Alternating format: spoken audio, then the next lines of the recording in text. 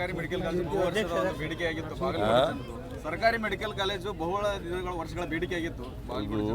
ಈಗ ಭಾಳ ಮೇಟಿಯವರು HY ಮೇಟಿಯವರು ಅವರ ಪ್ರಯತ್ನ ಪಾಪ ಆಗಲೇಬೇಕು ಮೆಡಿಕಲ್ ಕಾಲೇಜು ಅಂತೇಳಿ ಇಲ್ಲಿ ಅವರು ಛಲ ಮಾಡಿದರು. ಹಾಗಾಗಿ ದಿವಂಗತ HY ಮೇಟಿಯವರ ಆಸೆಯಂತೆ ಅವರ ಕನಸು ಇದೆಯಲ್ಲ, ಆ ಕನಸು ಇವತ್ತು ನನಸು ಮಾಡ್ತಾ ಇದ್ದೀವಿ.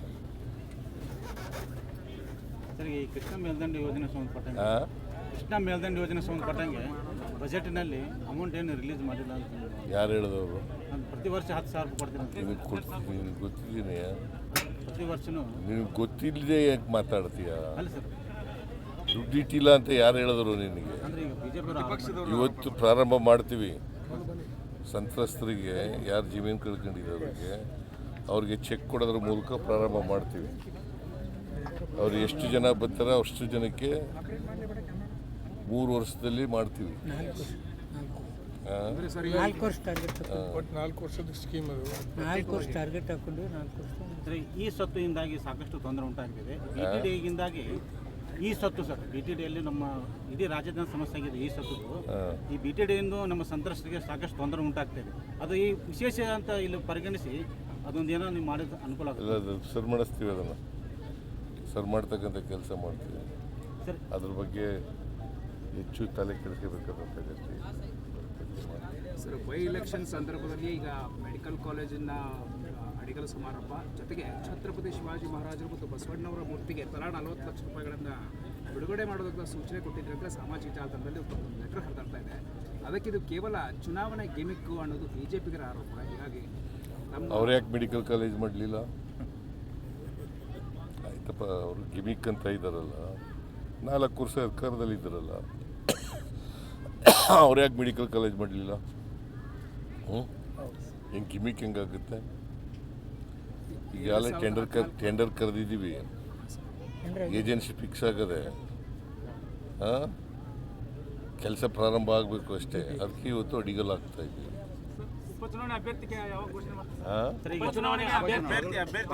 ಬಾಗಲಕೋಟೆ ಮತ್ತು ಹೈಕಮಾಂಡ್ ತೀರ್ಮಾನ ಮಾಡ್ತದೆ.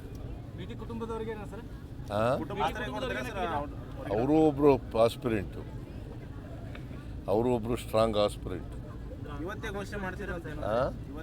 ಘೋಷಣೆ ಮಾಡ್ತಾರೆ. ಹೈಕಮಾಂಡ್ ತೀರ್ಮಾನ ಮಾಡಿ. ಇನ್ನು ಎಲೆಕ್ಷನ್ ಘೋಷಣೆ ಆಗಿಲ್ವಲ್ಲ? ಆಗ್ಬೋದು, ಇನ್ನೊಂದು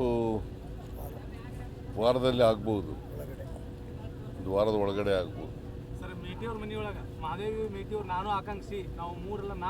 ಯಾರ್ಯಾರೋ ಆಕಾಂಕ್ಷಿಗಳಾಗೋದು ತಪ್ಪಲ್ಲ. ಆದರೆ ಹೈಕಮಾಂಡ್ನವರು ನಾವೆಲ್ಲನೂ ನೋಡಿ ಕ್ಯಾಂಡಿಡೇಟನ್ನು ಶಿಫಾರಸು ಮಾಡ್ತೀವಿ. ಅವರು ಹೈಕಮಾಂಡ್ನವರು ಅಂತಿಮವಾಗಿ ತೀರ್ಮಾನ ಮಾಡ್ತಾರೆ. ಒಂದೇ ಕುಟುಂಬದಲ್ಲಿ ಕೇಳ್ತಾ ಇದ್ರೆ ಮತ್ತಷ್ಟು ಗೊಂದಲಕ್ಕೆ ಈಡಾಗುತ್ತಾ ಅಂತ.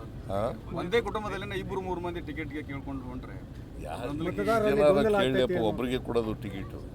ಹೈಕಮಾಂಡ್ನವರು ಒಬ್ಬರಿಗೆ ತೀರ್ಮಾನ ಮಾಡೋದು.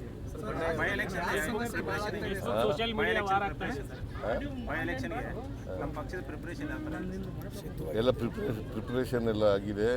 We are ready for the by election.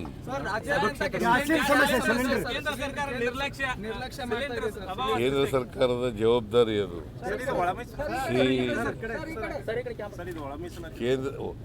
ಕೇಂದ್ರ ಸರ್ಕಾರದ ಜವಾಬ್ದಾರಿ. ಸಿಲಿಂಡರ್ ಕೊಡಬೇಕಾಗಿರೋರು ಯಾರಪ್ಪ? ಸೆಂಟ್ರಲ್ ಅಲ್ವಾ? ಸ್ಟೇಟ್ ಗೌರ್ಮೆಂಟ್ ಅವ್ರು ಕೊಟ್ಟರೆ ನಾವು ವಿಸ್ತರಣೆ ಮಾಡ್ತೀವಿ. ನಾವು ಮಾಡಿದ್ದೀವಿ ಮೀಟಿಂಗ್, 2 ಮೀಟಿಂಗ್ಗಳು ಮಾಡಿದ್ದೀವಿ. ನಮ್ಮ ಫುಡ್ ಮಿನಿಸ್ಟ್ರು 2 ಮೀಟಿಂಗ್ ಬರೆದಿದ್ದಾರೆ. ನಾನು ಪತ್ರನೂ ಬರೆದಿದ್ದೀನಿ ಕನ್ಸರ್ನ್ ಮಿನಿಸ್ಟ್ರಿಗೆ. ಈ ಅಭಾವ ಆಗಬಾರ್ದಾಗ ನೋಡ್ಕೊಳ್ಳಿ ಅಂತ ಪತ್ರ ಬರೆದಿದ್ದೀನಿ. ಈ ಕಡೆ ಹೆಚ್ಚು ಗಮನ ಕೊಡಬೇಕು ಅಂತ ಬರೆದಿದ್ದೀನಿ. So it is the responsibility of the government of India. ಏನಪ್ಪ,